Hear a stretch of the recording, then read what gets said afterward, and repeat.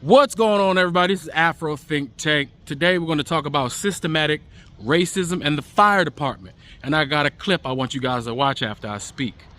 Now, before I get started, there are some black people on the internet who pretend like systematic racism doesn't exist. They're either pretending like systematic racism doesn't exist, or they're that stupid, that ignorant, and that low in their educational, endeavors that they don't see the systematic racism that's right in front of their face, right? And these people are usually, they call themselves black Republicans. They're coons. They are definitely coons. And what coons are, what black Republicans are, because it blows my mind. What black Republicans are black people who are so weak and afraid to fight for real black empowerment that they capitulate to the dominating power to get close to them in order to seek favor from them, whether monetarily or socially. And most of the time they just look like fools, idiots, and jokers. That's why 90% of black folks don't fall for that stupid white racism allyship that they call black Republicans and MAGA and all these weirdos, right? Who will sit in your face and tell you that systematic racism, it doesn't exist. It's almost like they don't know what the hell systematic racism actually is. You see, systematic racism is a system built to where in the system, different cogs in that machine can take action or not take action based off their own personal beliefs and still have plausible deniability when they take action or don't take action. And usually because the system is filled with individuals, right? The system itself, the scaffolding itself may be a good system, but the cogs in the machine, the individual cogs in the machine, and you don't need too many dysfunctional, defected cogs. You only need a few cogs in the machine to stop operations, to slow down operations, to slow down progress. Almost like having a heart attack, right? You got plaque build up in your bloodstream. Things can't flow because that systematic racism builds up inside your system, and before you know it, society's having a heart attack. Like right now, society's having a heart attack because all the systematic racism that's clogging up the system, all right? Clogging up the blood flow, all right? Now, fire department, which is a group of people who are supposed to be charged with protecting people. They get into a job that's very dangerous, that doesn't even get thanks all the time. They don't get praised enough, right? And they put themselves in harm's way. They know this going in. But white people in America, right? Not all white people. Most of firefighters are great people and they do their job very well and they'll save anybody, right? But there was a time in this country where there was no back pushing from their personal feelings of white men when it came to black people. And since the system is set up for them to be able to do whatever they want to anybody they want, even an institution like the fire department has a systemic racism problem that caused the death of thousands of black people, probably more than that, tens of thousands of black people. There's an incountable number, right? In every facet of American society, the system itself has racist cogs in the machine that will F up the progress of black people when moving through the various different systems and departments that this government has to offer, or that the services that are supposed to be private to American citizens equally. But these black guys, they want to pretend like this. That's why I don't respect any of these new age MAGA Republicans. First of all, these fucking idiots are almost like the last of the Mohicans right now. Even regular Republicans realize that MAGA is a fucking joke, is a racist, authoritarian, anti-democratic, anti-patriotic group of people who want to uphold and uplift white supremacy. Anybody with two eyes and two ears and just a little bit of sense can see that. So having a black person try to pump Trump, that guy is either purposely purposely a traitor to his people on purpose for money, or he's just that fucking stupid. And I can't respect that level of stupidity from an adult, and I can't respect the traitor's mentality of any person to do that. And here's the thing. You fucking black MAGA Republicans that don't believe that systematic racism exists, when they finish doing all that shit they want to do to us, guess what they do with your coon ass, huh? They pat you on the fucking head, give you a butter biscuit with a little bit of honey on it, and they talk about your ass when you walk out the fucking room with your fucking tail wagging. They don't respect you. Nobody respects a fucking traitor. So all you black fucking MAGA Republicans, you're fucking traitors because you don't believe in the systematic racism, and you fight for and advocate for white supremacy, white systems to be left alone to do the shit that they want to do against black people. Let me tell you something. In America, there was a time where white people could do what the fuck they wanted, and nobody was going to check them. If you want to see an example of what it looks like when white people do what the fuck they want, why nobody's checking them, all you got to do is look over there in Israel and look what those white people are doing, right, to those brown people, because ain't nobody checking them. Look at what those white people are doing in motherfucking Congo right now. It all started in Congo and is going to end in Congo.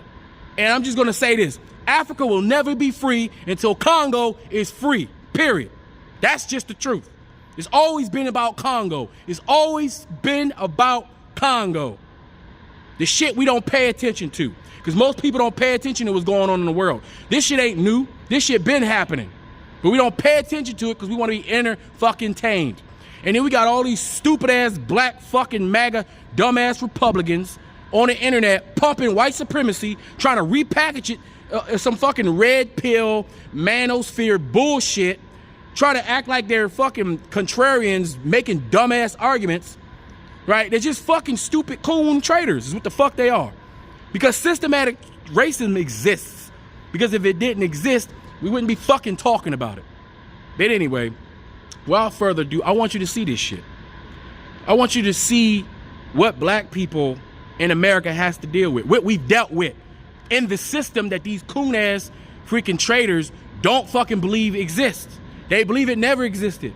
And they do, they downsize it like it's not that bad, right? Just like white people, oh, slavery wasn't that bad. You guys was enjoying it. You learned some things, right? You learned some lessons and shit, huh? That's what these coons are saying. It's amazing. But anyway, without further ado, I want you to watch this video, listen to this story, and this is just one story, but this is like the iceberg. You only see the tip of the iceberg, right? But even that tip of that iceberg looks massive to the eyes of a human being. But even as massive as that tip of that iceberg is, it doesn't even compare to how vast the body of that iceberg is underneath the water, right? So underneath the water of plausible deniability of white America is all layers upon layers upon layers upon layers of degenerate, fucked up shit that they was getting away with before they were able to be held accountable for their actions. Anyway, that's all I got to say. Afro Think Tank, learn something, teach something. I'm out. Okay, quick story that has me literally shaking right now. So for context, I drive trucks, and I stop at this Denny's to grab a coffee because I'm addicted to caffeine. I went in there to get my coffee to go, and then I walked to the bathroom, but as I'm walking to the bathroom, it's this old guy sitting to the left with about 12 people that's celebrating his 89th birthday. I got a call from my dispatcher, and he was like, yo, you can chill, no rush, they're not ready for the freight, so you can relax a little bit. Sat down, ordered some food, so now I'm sitting like across from the guy that's celebrating his birthday. Time goes by, I'm down there at the end of my meal, and everybody that basically came to celebrate with him had left, so now it's just him and his wife. So as I get up to go wash my hands, I see him and I give him a smile. I'm like, happy birthday, young man, 89. That's a lot of memory to have. Here's the thing, I don't even know why I said that. He could have had Alzheimer's. I'm not even sure what I meant by that. Like, but that's what I said. And he said, well, thank you, young man. And he smiled and he kind of just stared at me, and I just walked back there and washed my fucking hands. So I come back and his wife is gone. She's talking to some other lady that goes to the same church they do. And he sees me, he says, come here, come here, come here. And I said, yes. And he said, there are way too many things that I wish I could forget. And I said, yeah, man, you make it to damn near 100 years old. I'm pretty sure you got a handful of regrets. And he looked at me with the most serious look ever and said, you have no idea Well, now I'm curious. Do tell. He said, you know, I used to be a firefighter through the 60s and 70s. I said, that's what's up. That's a very commendable job. And he said, yeah, it should be. He said the 60s and 70s was a different time in every way possible. You know that, right? And I'm just like, yeah, no shit. He said back in those times, I was a way different man, and who knew that we'd get to the point where we are in society today, and I'd be feeling the way I'm feeling about the decisions that I made back in those times. So I'm like, man, if you won't fucking tell me, bro. So right before he took a very long pause, he looked at me and said, back in those times, it was very common for firefighters that looked like me to leave people that looked like you in burning houses and buildings and horrible situations just to say they couldn't get to us. He said more times than he'd like to admit, he would hear screaming black people and children in burning buildings and houses and apartments and stores and cars, and he would literally just pretend he didn't hear it. He said his last time doing it was when he made eye contact with the baby that he deliberately went into a building to save and deliberately didn't. And he said that was the last time he did it, and he quit that year. He said the nightmare still hasn't stopped. He still hasn't forgiven himself, and therapy helps, but it's still a living nightmare to have those memories. And I guess that shit just shocked me so much, because when it came to firefighters, I never thought of them like that. Like when it came to like police officers, lawyers, and judges, and everybody else, we knew they didn't give a fuck, especially police officers. We knew they didn't give a fuck about us. But I don't know why that didn't click to me that, no, it was everybody that hated us.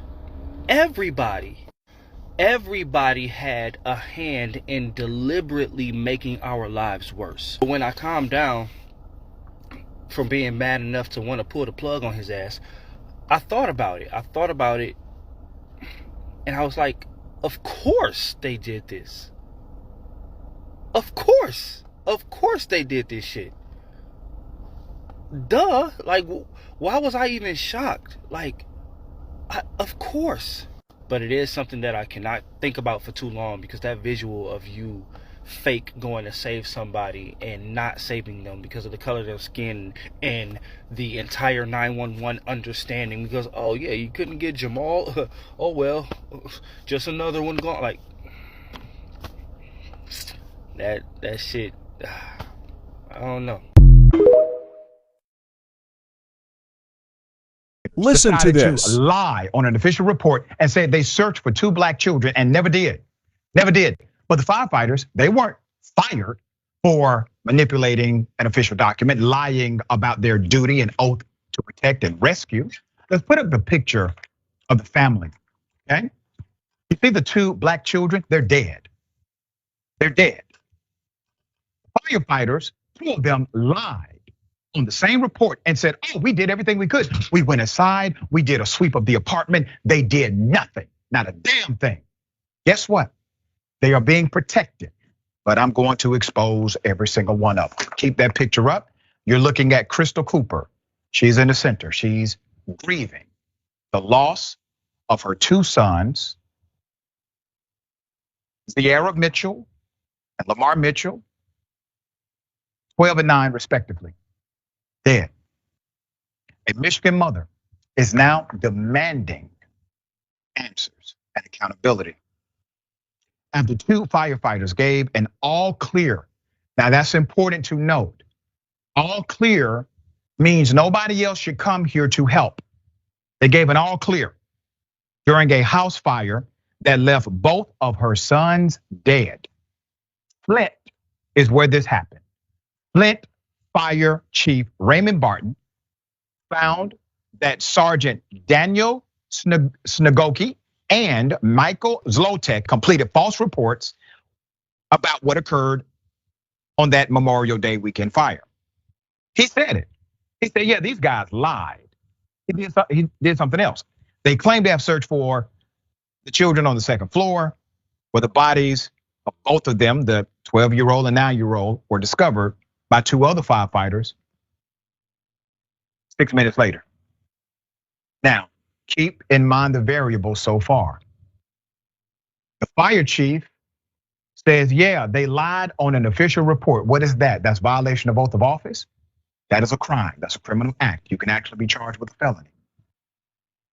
2 other firefighters ended up finding the dead bodies a crucial 6 minutes afterwards, after those firefighters, initial ones, lied. There's more. The chief recommended that the 2 lying firefighters, who happened to be white, be fired. He said they got to go.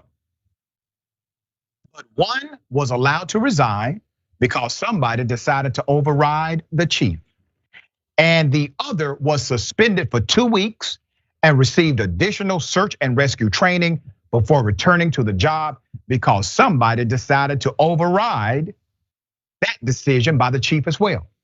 Now, the person who decided to override this wanted to remain top secret. But I got the goods, and we're going to expose the individual who did it. There's more. Let's put up a picture of Miss Crystal Cooper, who was speaking at the. With all the nonsense going on with policing, I used to feel confident in saying like, yo, at least firefighters ain't like that. Well, let's talk about that. This black firefighter was taken to a Juneteenth themed party by his captain where they had fried chicken buckets and cognac party favors. And not just that, y'all. They had pictures of Democratic politicians on stakes. Which reminds me of how after rebellions, they would chop black folks' heads off and put their heads on stakes. Like that's what happened with the Stono Rebellion, for instance. And just so we're clear, this happened on the wealthy side of town too. And these affluent folks had a cutout of Donald Trump, you know what I'm saying? So you already know what was going on. Then after complaining, he was assigned to work with the same dude who took him to that racist party. More power to this brother. I hope he gets all the money he's suing for and then some.